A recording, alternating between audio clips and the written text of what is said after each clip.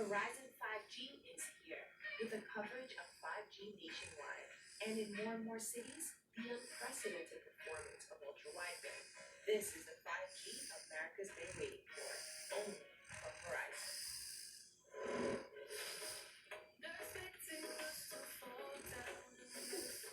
Excuse me. I think those are the best food options for you and your family.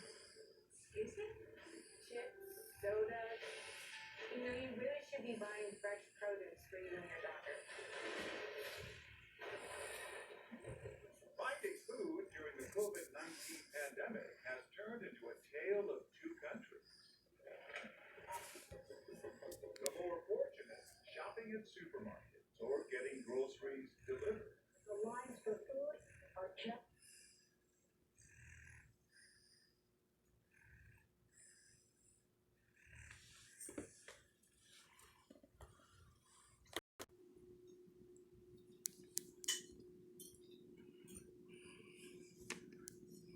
Why did you fall asleep so early? Why did you fall asleep?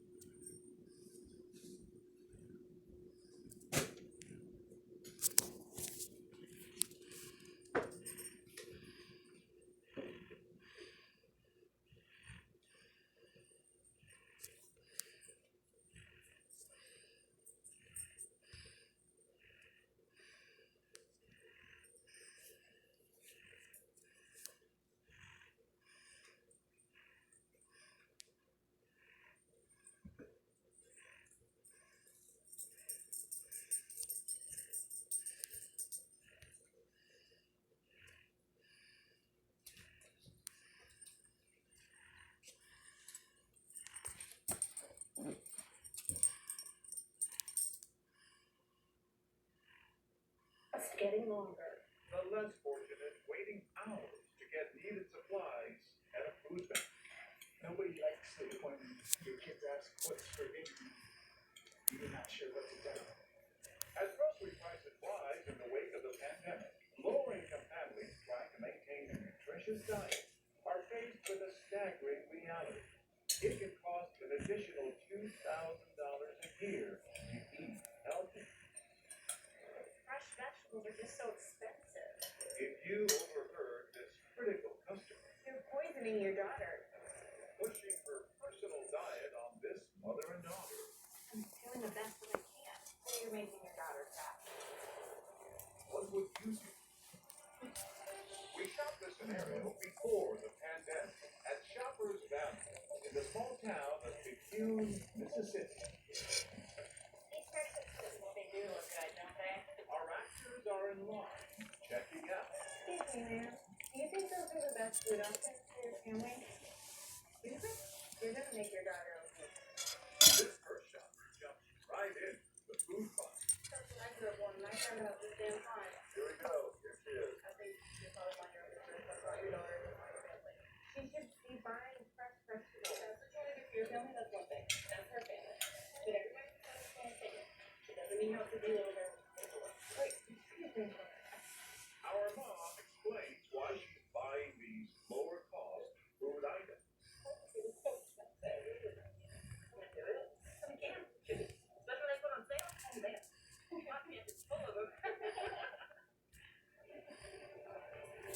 All right, Robin. Time to meet this incredibly compassionate woman. Hi, how are you? Yes, right. Oh my god, you guys. How damaging can it be to the young girl? Like, I know I've seen my mom get attacked that way, and it's like broke my heart. Your own mom. Yeah. Seeing your mom be like belittled for the best that she's doing for her daughter, it's just bad because I wish I could do more. Kids, candy, soda, excuse me? Jennifer's words draw an immediate reaction from this shopper. Jesus, that's you know. Thank you, ma'am. Look at the food that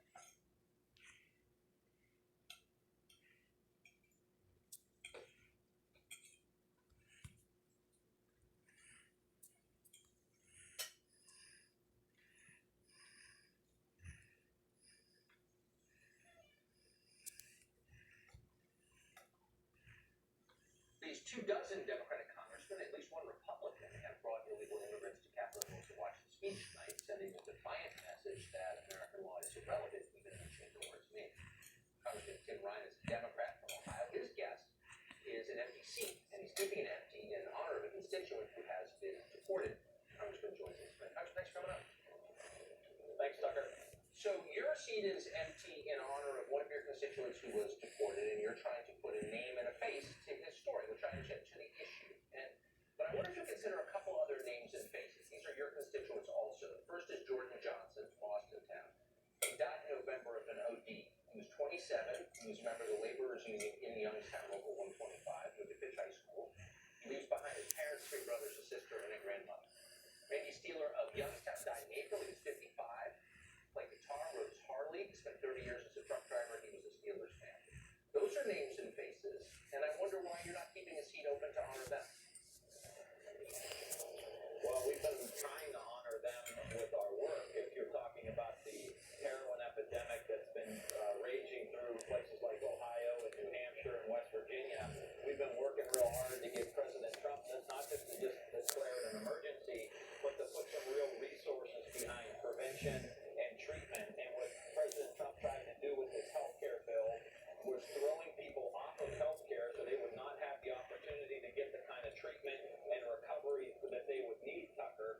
So you honor people through your actions, and I want to honor Amr for sure, but there's Teamsters who aren't getting their pensions going to get cut in half.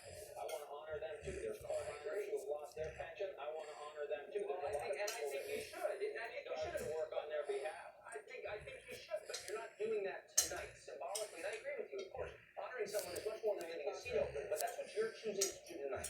You have one seat open, and you're leaving it open for someone that's deported, not for the people losing their pensions, for your constituents who died, the thousands of them in Ohio who died last year of drug abuse, but for someone who was deported for fraud. Why is that? Hey, Tucker, you're talking about this issue, and so therefore this empty seat is already working because you're talking about a man who's been in this country for 40 years, American wife, 4 American daughters, paid taxes, was the first business person to move into downtown Youngstown when no one else would to start a business, and we've had a renaissance since then because of his investment. You think it's a good idea with a case that has a lot of discrepancy to it for this man not to have a fair hearing of the facts of the case, which is all we asked for? You think it's a good idea that he doesn't even get a fair hearing and he gets Mr. I'm not saying that. No, hold on, wait, slow down. I'm not saying that. And I have no trouble believing he was a great guy. I think a lot of immigrants, including those here illegally, a lot of them are great people and they work hard. And if they're deported, it's sad. But it doesn't answer the question that what do you do with people who are here illegally? You're a lawmaker. If you don't like the law, you have a chance to change it. You're arguing instead to ignore it. Why? I'm not arguing to ignore the law. Yes, you are. I was, in this particular case, I was asking for this man to have a fair hearing of evidence in his case that nobody has heard, that would allow him to assimilate into the country. Yeah. And this issue we're dealing with DACA and with the Dreamers was not an issue until President Trump made it an issue. And let me just say one thing, Tucker. This is not an either or. I am for border security. I am for making sure we have enough border patrol to make sure drugs don't get in our country. I'm for throwing felons the hell out of the country.